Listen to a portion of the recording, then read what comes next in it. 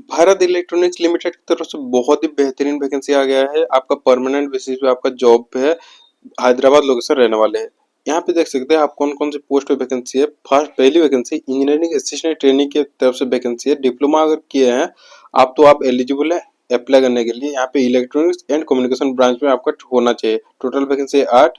यहाँ पे देख सकते हैं कौन सी कैटेगरी के लिए कितनी कितनी वैकेंसी है और आपका पे स्केल रहने वाला है 24,500 से लेके आपका 90,000 तक आपका रहने वाला है।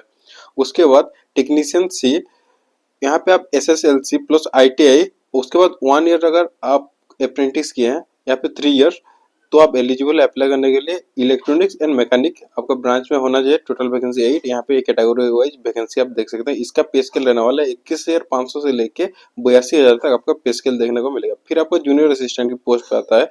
ये बीकॉम और BBM अगर किए हैं, ये यहाँ पे 3 पोस्ट है। कैटेगरी वाइज यहाँ पे वैकेंसी देख सकते हैं आप लोग।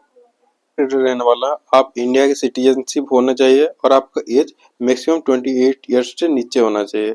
उसके बाद आपको एज रिलैक्सेशन भी एज पर गवर्नमेंट रूल देखने को मिलता है, जैसे कि आपका OBC के लिए 3 ईयर्स, SC ST के लिए 5 ईयर्स, यहाँ पे PWD वालों के लिए 10 ईयर्स देखने को मिलेगा। ये बिल्कुल आपका परमानेंट बेसिस है, बिल्कुल कंपनी के पेरोल के अंडर जाएंगे। अब यहाँ पे मिनिमम एज आपका क्वालिफिकेशन, आपको जैसे मार्किंग स्ट्रैटेजी होता है OBC वालों के लिए, सब भी पोस्ट अप्लाई करने के लिए OBC जनरल वालों के लिए 60% से ज्यादा लाना चाहिए और SC ST वालों के लिए 50% ज्यादा होगा तो आप एलिजिबल अप्लाई करने के लिए। वरना अप्लाई कर लेंगे कट जाएंगे, आपको शॉर्टलिस्ट नहीं किया जाएगा, कुछ फायदा नहीं। उसके बाद आपका 2 पार्ट में आपका एग्जाम होने वाला। पहले पार्ट में जनरल एप्टीट्यूड आएगा, उसके बाद पार्ट सेकंड में टेक्निकल एप्टीट्यूड आएगा।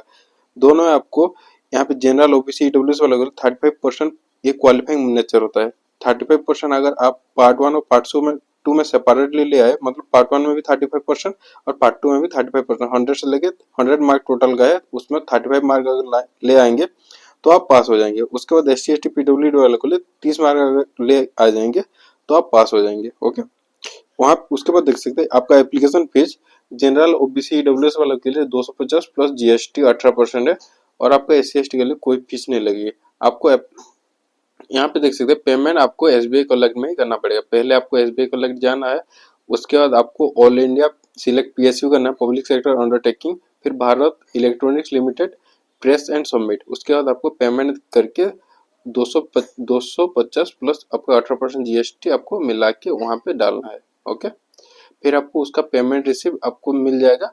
उसका एक रेफरेंस नंबर मिलता है, वो रेफरेंस नंबर ला के यहाँ पे देना है। मैं कहाँ पे देना है बता देता हूँ। ओके, अच्छा अच्छी बात लगी कि एक्सपीरियंस कुछ नहीं मांगा जा रहा है भाई, नहीं तो अब भी ज्यादातर पोस्ट बड़ी बड़ी कंपनी में देखने को मिलेगा, सब भी पोस्ट एक्सपीरियंस मांगा जा रहा है। तो मैं इसका लिंक आपको डिस्क्रिप्शन में दे दूंगा, इससे PDF का लिंक। अब चलते हैं अप्लाई प्रोसेस की ओर। यहाँ पे इस लिंक पे क्लिक कर देंगे। जब आप अप्लाई बटन पे क्लिक कर देंगे यहाँ पे 3 पेज खुल जाएगा। जैसे कि एक EAT वालों के लिए अप्लाई करने के लिए पोस्ट है, उसके बाद आपको नॉर्मल टेक्नीशियन C वालों के लिए है, उसके बाद जूनियर असिस्टेंट वालों के लिए एक पोस्ट है। ओके, तो आप जिसमें अप्लाई करना चाहते हैं उसी में आप क्लिक करेंगे। जैसे कि हम EAT में क्लिक करते हैं, मैं EAT का दिखा देता हूँ आपको।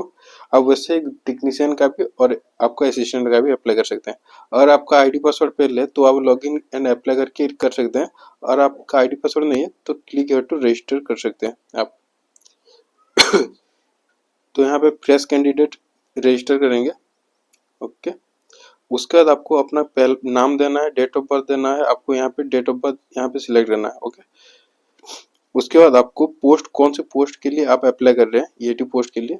उसके बाद आपका डिसिप्लिन क्या है, आप इलेक्ट्रॉनिक्स एंड कम्युनिकेशन वाले ही अप्लाई कर सकते हैं। ओके, दूसरा कोई पोस्ट ही नहीं है। अब इलेक्ट्रॉनिक्स कम्युनिकेशन है तो अभी आप अप्लाई कीजिए। यहाँ पे सब आपका फॉर्म पासवर्ड कैरेक्टर करके क्रिएट करके उसके बाद आपको सबमिट करना, फिर आपका ID पासवर्ड जनरेट हो जाएगा। उसके बाद आपको लॉगिन करके अप्लाई करना है।